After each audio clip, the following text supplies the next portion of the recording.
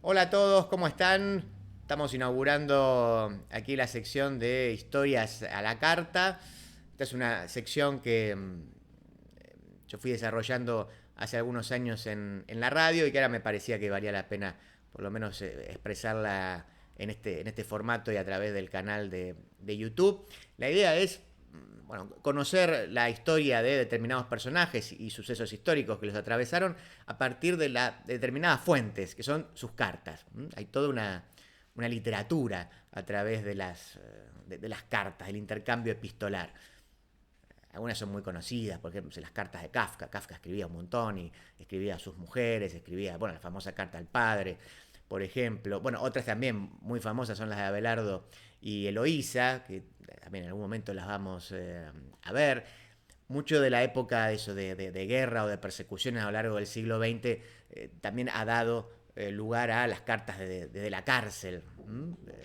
También es un formato muy común para aquellos que eran presos políticos, etcétera. Uno de estos casos, digo, el de un preso, y que a su vez era un escritor, pero que era muy controversial, era la que vamos a desarrollar hoy, que es Louis Ferdinand Céline, acusado de antisemita por una serie de artículos que él había publicado y que lo marcaron para el resto de su vida. Finalmente salvó su vida porque otros no tuvieron la misma suerte de él y terminaron ejecutados después de la Segunda Guerra Mundial. Ahora les voy a contar bien cómo fue todo ese proceso, que él se escapa y finalmente es enjuiciado en Dinamarca, pero luego se salva. Pero claramente, bueno, a lo largo de su vida él intentó, a veces incluso con publicaciones o con algún tipo de intervención pública, explicar lo que era bastante difícil de explicar, por cierto, ¿no? Que era su antisemitismo. Así que el formato siempre es esto, es leer la fuente. Yo les voy a leer hoy dos cartas muy chiquititas, muy cortitas, de un minuto, que están en esa edición de Cartas de la Cárcel de Selim, pero justamente para hacer un poco más robusto el episodio, si quieren, les voy a leer una suerte de introducción para que conozcan el personaje, quizás les suena, pero no lo han leído. Y para eso a veces es mejor, o por lo menos yo lo entiendo así, buscar algunas notas, algunos fragmentos, y con eso hacerles como una presentación y después vamos a leer directamente la fuente. En este caso, en el año 2021 salió publicado justamente a partir de una controversia que había aparecido, no me acuerdo si fue ese año o fue el año posterior, por una reedición de las obras de Céline, que volvió a generar el mismo conflicto que había generado en su momento, y más en esta situación donde hay toda una discusión acerca de si se puede separar la obra del autor. Desde este humilde canal nosotros somos de los que creemos que sí, que es posible y que además es necesario. Pero en todo caso es una materia opinable y pueden no estar de acuerdo. Más allá de eso, bueno, evidentemente la sociedad francesa también tiene dos posiciones al respecto y eso fue lo que generó alguna de las polémicas, insisto, hace muy poquito. Pero le decía que encontré una nota publicada en Infobae que la firma Matías Bauso, que me pareció una buena nota y que hace un buen raconto. Yo la corté un poquito para que no sea tan extenso. Si les gusta, vayan a buscarla ustedes mismos. El crédito es de él. Louis Ferdinand Céline escribió al menos una obra maestra. Dice, muchos sostienen que fueron varias más. En general se lo reconoce a Céline como, o especialmente por Viaje al fin de la noche, ¿no? Pero aquí se menciona, por ejemplo, De un castillo a otro, Muerte a crédito. Revolucionó la literatura francesa y mundial a principios de la década del 30, con su lenguaje renovado, la gramática sin rigidez, los temas que los demás nos animaban a abordar. Se inventó una rítmica inaudita, aquí se cita a Philippe Solers, pero Céline también es sinónimo de antisemita. Era un antisemita feroz y virulento. Antes de la Segunda Guerra Mundial publicó panfletos atacando a los judíos y clamando por la alianza con la Alemania nazi. Luego fue colaboracionista. Al final de la guerra llegó a escapar a Dinamarca y esto lo salvó de la ejecución, como les decía. Cada vez que su figura resurge en la opinión pública francesa se instalan polémicas cruentas. La censura, la libertad de expresión y si alguien debe ser condenado por sus opiniones. Céline nació en Francia en 1894, 30 años después comenzó a ejercer como médico, se dio a conocer en el mundo literario en 1932 con el libro que yo les mencionaba, con Viaje al fin de la noche. Su aparición significó un cimbronazo en las letras europeas. Bardamú, su personaje principal, representa al hombre moderno. El autor dijo de su novela, escuchen, el hombre está desnudo, despojado de todo, aún de la fe en sí mismo. Mi libro es eso. Al entregar el manuscrito de su novela, luego de trabajar en ella 5 años, sin ninguna modestia, por cierto, también afirmó, aquí hay pan para un siglo de literatura y el premio Goncourt 1932 para el feliz editor. El premio, dice aquí Bausa, aunque lo merecía, no se lo dieron. En 1936, tras un viaje por la Unión Soviética, publicó un texto político que tituló Mea culpa. Las pésimas condiciones de vida de los soviéticos, la rigidez, ineficacia y ahogamiento del régimen comunista lo habían impactado. En 1937 publicó unos panfletos incendiarios, estos son los que trajeron la polémica. Bagatelas para una masacre, era un ataque frontal contra los judíos. Vendió más de 75.000 ejemplares. Enseguida publicó otras 2 entregas, La Escuela de los Cadáveres y Le Beau Drops. André Gide, tratando de salvaguardar al genio literario de su colega, dijo que unos textos tan desbordados solo podían tratarse de una broma, pero parece que no era una broma. Luego llegó la guerra, la ocupación nazi en Francia, los colaboracionistas, la resistencia, el gobierno de Vichy. Ustedes esa historia entiendo que ya la conocen o por lo menos han oído hablar de ella. Selim siguió viviendo con comodidad y gozando de su fama y prestigio, aunque ya hacia fines de 1944 emprende la retirada y eso es finalmente lo que lo salva, ¿no? Cuando desde Francia se podía ver cuál era el curso que la guerra iba a tomar, Selim se dio cuenta de lo que le esperaba. Recibía casi todos los días amenazas, insultos, ataúdes en miniatura, desplantes. Era despreciado, su voz ya no era escuchada. Todo había cambiado. Sus días en Francia no iban a ser fáciles, pero él había tomado sus recaudos. Sus ganancias las enviaba a Dinamarca. Tenía sus ahorros resguardados en oro en aquel país. Creía que en caso de cambiar las cosas el país nórdico se mantendría neutral y él tendría un refugio seguro. Pero falló, o los cálculos le fallaron. En diciembre del 45, cuando Francia pide la extradición por el delito de colaboracionismo y además por traición a la patria, Dinamarca efectivamente decide no devolverlo o no dárselo a Francia, pero lo detiene y lo juzga y de hecho permanece en Dinamarca preso 18 meses ahí en el mismo pabellón donde estaban los condenados a muerte.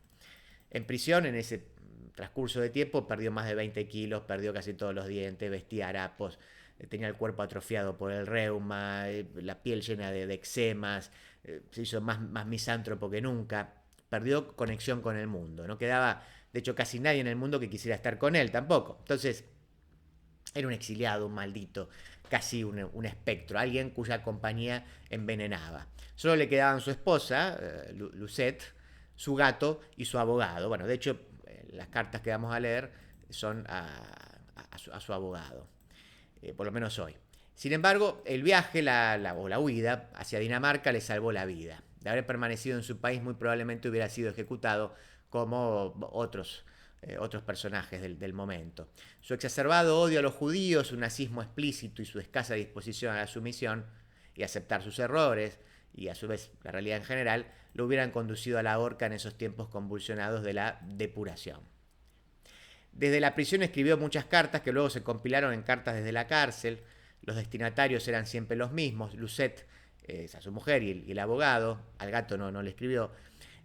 Al autor, con decenas de miles de lectores, solo le habían quedado 2. A su esposa le escribió el 27 de abril de 1946. Le leo un pedacito. Dice: queridita mía, no te preocupes demasiado. Creo que la decisión no se va a hacer esperar mucho. Siento que por todas partes consideran que ya he vivido bastante. No creo que haya una decisión favorable. Persisto en pensar que nuestra única, última y remota posibilidad es España o la Argentina. E intensamente... En fin, nuestro amigo actuará como mejor pueda. Si logra la expulsión será ya cosa de milagro. Se refiere ahí al abogado. Si el 1 de mayo vuelven a circular los trenes entre Copenhague y París, qué tentación, qué fácil entrega. Nadie ha movido un dedo en París por mí. Ahí termina el pedacito de la carta. Mientras vivía en Dinamarca, ya fuera de la cárcel y en una vivienda sin comodidades, casi una choza, en Francia fue juzgado en ausencia. Lo condenaron a muerte y lo declararon vergüenza nacional. En 1951 fue indultado. Para sorpresa de muchos, Céline regresó a su país. Se instaló en Meudon, en las afueras de París, y volvió a publicar. Firmó un contrato con Gallimard. Él estaba convencido de que nada había cambiado y que París se rendiría una vez más ante su talento literario. Pero eso no sucedió, se volvió a equivocar. Nadie olvidaba lo que había pasado y sus libros eran leídos bajo esa luz, la del antisemitismo. Publicó la trilogía alemana en la que destaca De un castillo a otro. A Céline solo le correspondía el silencio o el escarnio. Ese regreso espectacular al mundo literario, esa ilusión que fue su combustible durante esos 7 años, no sucedió. Era imposible que ocurriera. Como no encontraba eco en los demás, escribió un libro para defenderse a sí mismo. Lo publicó primero en entregas, en una publicación periódica, y luego apareció como libro. Conversaciones con el profesor I. Hay una excelente versión en español con traducción y prólogo de Mariano Dupont, editada por Caja Negra. Ese libro es un diálogo, pero claro, es el único diálogo que Céline podía mantener por esos días, porque era un diálogo imaginario, con un interlocutor que él inventó. Esa defensa de su contribución a las letras universales, del valor de su obra, es de la única manera que puede ser: exaltada, imperativa, maníaca y desbordada. En 1958, esta es una anécdota increíble, William Burroughs y Allen Ginsberg lo fueron a visitar a su casa, a las afueras de París. Céline no sabía quiénes eran, pero le dio lo mismo, no solía recibir demasiadas visitas. Hablaron de poesía y de cárceles, cada uno contó la suya. Recuerda que Burroughs habló de México y de cuando asesinó a su esposa emulando completamente drogado a Guillermo Tell. Le dijo, ponete una manzana ahí, le quiso disparar y le voló la cabeza. Céline a su vez recordó Dinamarca. La conversación no fluía. El francés no demostraba mayor interés por nada. También, tal vez para salvar la charla, hablaron de los perros que daban vueltas alrededor de los hombres y ladraban sin parar, casi con desesperación. Los escritores beat, Burroughs y Ginsberg, dieron por sentado que a Céline le gustaban, por eso tenía tantos, y él los interrumpió y los sacó del error. Dijo, no, solo los tengo por el ruido. Un poco después se levantaron para irse, Céline no lo lamentó. Mientras salían eufóricos, Ginsberg y Burroughs gritaron a modo de despedida, saludamos desde Estados Unidos al más grande escritor de Francia. Lucet, que los había acompañado hasta la puerta, los corrigió con algo de indignación. Dijo, de Francia no, del mundo. Céline murió el 1 de julio de 1961. Tampoco tuvo suerte ese día. Su última gran posibilidad de notoriedad, algo que buscó toda su vida, no pudo suceder. ¿Por qué? Porque las noticias corrían con algo de lentitud, y cuando los periodistas se enteraron de su muerte, ese mismo día se supo que Hemingway se había volado los sesos de un disparo. El 3 de julio de 1961, Céline quedó condenado a las páginas interiores de los diarios. De haber estado vivo, el disgusto lo hubiera matado, dice aquí en la nota. Bueno, con el paso del tiempo su obra fue recuperando el reconocimiento de los especialistas. Hoy ya casi nadie duda que era un notable escritor, uno de los más importantes del siglo XX. Bueno, aquí podemos entonces terminar. Esto fue un recorte de la noticia de la nota que escribió Matías Bauso para Infobae, publicada en el año 2021, recortada y editada por mí para hacerla más amable a los tiempos, en este caso del canal de YouTube. Pero yo les había prometido que les iba a leer las fuentes, que ese es el sentido de esta sección de historias a la carta. Y le voy a leer dos, insisto, un minutito de cartas desde la cárcel. La primera es de mayo de 1945, escrita al abogado. Querido letrado, dice, ya puede imaginarse la gratitud que sentimos para con usted por su gran amabilidad y caritativa amistad. Resulta difícil, me parece, encontrar en la historia un escritor cuyo caso fuera más condenable que el mío. Y si, sin embargo, qué numerosos son los escritores franceses que en un momento u otro han tenido que huir de su patria. Casi todos estuvieron exiliados, desde Villon hasta Verlaine, Daudet, pasando por Solá, por Chateaubriand, Lamartine, Chenier, ¡ay! Guillotinado. Bueno, naturalmente, no hace falta que le diga que la persecución es casi la norma en la historia de nuestras letras y el exilio, y hablo solo de casos ilustres.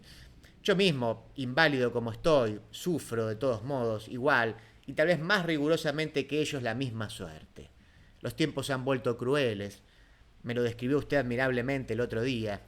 No quiero en absoluto por las necesidades de mi causa defender como un cobarde mi inocencia. No es mi estilo ni mi intención. Y sin embargo, le ruego, querido letrado, que haga saber a las autoridades que siempre he sido muy estrictamente un escritor. Que en realidad yo solo soy responsable de mi libro, que le adjunto, este es el libro de Les Beaux Draps, que yo les había mencionado, que nunca hice propaganda a favor de los alemanes. Más aún, en mi vida he escrito un solo artículo de periódico y menos aún he hablado en público o en la radio. Nunca. Puede parecer singular, pero es una realidad y, como puede usted imaginar, se me ofrecieron ocasiones con frecuencia. Siempre me he ganado la vida muy holgadamente con mis libros y el ejercicio de la medicina. Recuerden que era médico. En Alemania me limité a ejercer la medicina y en qué condiciones. Solo acepto la responsabilidad de este libro que yo les mencionaba. Dice, solo acepto esa. Basta para que me manden a la horca en Francia. Quería decirle también que desde ayer los comerciantes, el lechero, etcétera, se niegan a vendernos su mercancía porque no tenemos visado. Resistimos aún encerrados en casa, pero pronto habrá que saber a qué atenerse sobre nuestra situación de una manera o de otra. Sería evidentemente una forma de perecer muy despacito de hambre. Tal vez incluso en nuestro maldito caso la menos dolorosa. Me atrevo a proponer si se busca una... Está hablando en plural porque habla de él y la esposa, ¿no? Me atrevo a proponer si se busca una similitud o un precedente diplomático policial a mi caso, que se me trate como se han tratado a los judíos en peligro de muerte que han pedido asilo. Yo estoy sin lugar a dudas tan amenazado como ellos en mi propio país y hay en los otros países. La maldición contra nosotros, entre comillas, es furiosa y mundial. Está escribiendo en 1945, imaginen. Y totalitaria, y además, si se me permite emplear esa palabra espantosa. Con todo mi sentimiento por importunarlo una vez más, pero con todas las excusas del SOS, le ruego, querido letrado, que acepte mi inmenso agradecimiento y aprecio. Como verán, por lo menos en esta carta está lejos de arrepentirse y de hecho es bastante provocador, digamos, se pone a la misma altura de la persecución que sufrieron los judíos, ¿no? Y yo les había prometido, esta es la que acá se presenta como carta número 1. Yo les voy a leer de esta edición, por si después la quieren buscar, la carta número 11. A ver, la voy a encontrar, denme un minutito. ¿Sí? Sí, bueno, esta es de, a ver si tiene la fecha aquí. No, me parece que no la voy a encontrar la fecha. No la voy a encontrar la fecha. A ver, espérenme que la estoy... Este es también a un abogado, era otro, era el suplente que él tenía. ¿Sí? En este momento había sido detenido Selim. A ver, déjenme que voy a volver acá. A ver, espérenme, porque así son estas cosas que uno se pierde con estas. Vean, aquí estamos. Le escribe entonces a este otro abogado. Dice, bueno, en mi último interrogatorio he sabido que el gobierno francés exigía que se me devolviera a Francia para que me juzgara por haber actuado contra los intereses de mi país. Recuerdan que esa era la situación, que lo detienen en Dinamarca, pero habían pedido la extradición. Dice, a esto último opongo un mentis rotundo. Solicito al gobierno danés que tenga a bien concederme el estatuto de refugiado político y me proteja. Soy un escritor y nada más que un escritor. Nunca he trabajado por cuenta de periódicos, ni de la radio, ni de nadie. Nunca he sido miembro de partido alguno, ni de agrupación alguna. Nunca he hecho política. Pero todo eso no es otra cosa que odio y espíritu de venganza. He escrito al señor Seidenfaden y espero que haya recibido mi carta. ¿Sí? Es el director de la policía de Copenhague, este bueno de Seidenfaden. En ella indico que muchos de los refugiados que están actualmente en España o en Suiza han sido ministros o embajadores en el gobierno de Pétain. Gabolde, ministro de Justicia, Bonnard, ministro de Educación en España, Paul Morán, el gran escritor en Suiza y docenas más. Yo nunca he ocupado cargos oficiales. Como ven, o sea, la defensa de él es, yo soy un escritor, o sea, a mí no me juzguen como si fuera un colaboracionista cuando yo no fui funcionario, no fui nada. Ese es un poco el argumento, ¿no? Si yo nunca he ocupado cargos oficiales, simplemente escribí en 1940 un libro por el que se puede inculparme, pero muchos otros escritores han hecho cosas mucho peores y sin embargo no los molestan. La verdad es que yo tengo rivales literarios que quieren vengarse y hacer que me supriman. Niego rotundamente haber hecho nada contra el gobierno francés. Recuerden que finalmente la acusación era por traición a la patria. y por colaboracionismo. Soy un patriota y nada más. Quise impedir la guerra y nada más. He explicado todo esto a la policía y en mi carta. No tengo la menor confianza en la actual justicia francesa, que como en el 93 y en el 71, es una justicia de sadismo y odio popular. Se refiere a dos fechas importantes. En la policía me dijeron que el ministro de Justicia estaba estudiando mi caso conforme a la legislación danesa. Devolviéndome a Francia me matarían igual aquí que allí, donde me asesinarán sin lugar a dudas después de haberme torturado. Preferiría poder hablar con usted, que venía usted a verme. Me siento tan solo y desamparado, incapacitado para defender mi causa ante nadie. Mi salud no era buena, pero aquí está declinando. Resulta evidente de manera muy rápida. Estoy muy preocupado por mi pobre esposa, totalmente inocente de todo esto. Le ruego, le suplico que vaya a verla y la reconforte un poco. Dígale que pienso todo el tiempo en ella y solo vivo con la esperanza de volver a verla. Es incapaz de hacer daño, es generosa y honrada. Nos sentimos profundamente desdichados por vernos separados. Ella se ocupaba de mi alimentación y me cuidaba. Inválido como estoy, la vida en la cárcel es un martirio y no hablo una palabra de danés. Mi esperanza sería que el gobierno nos internara juntos en alguna parte. Naturalmente no tengo intención de evadirme, solo quiero volver a estar junto a mi esposa y recuperar la paz. Apenas si puedo caminar de lo débil que me encuentro, no quiero dormir más. No tengo fuerzas para ir al retrete, pesqué la disentería en el ejército en África. Procure, por favor, disipar para nosotros esta horrible pesadilla. Estoy enloqueciendo de dolor, me siento totalmente inocente, pero ocúpese en primer lugar de mi pobre esposa. Procure darme noticias de ella, estoy muy preocupado. Naturalmente lo resarciré por todas las molestias que se toma usted por nosotros. No dude en pagar por nosotros en caso de que haya que pagar algo. Me gustaría que me enviaran calcetines y calzones largos, pues paso mucho frío por la noche. Espero verlo pronto. Muy sinceramente suyo. Muy bien, aquí entonces podemos cerrar este primer episodio. Vamos a hacer dos más con otras cartas, con algo también del contexto, para que puedan seguir un poco la historia, cómo se fue desarrollando. Hoy tuvimos una suerte de resumen, pero queda mucho más. Así que nos vemos en la próxima entrega de Historias a la Carta.